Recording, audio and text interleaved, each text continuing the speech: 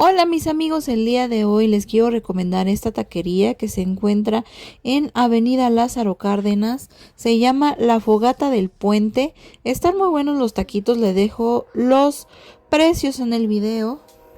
Las instalaciones están muy limpias, el servicio es bueno. Nosotros compramos el kilo de pastor que sale en 350 pesos. Te incluye la salsa, las tortillas y la verdura. Si te gusta este video, sígueme, comparte, dale like.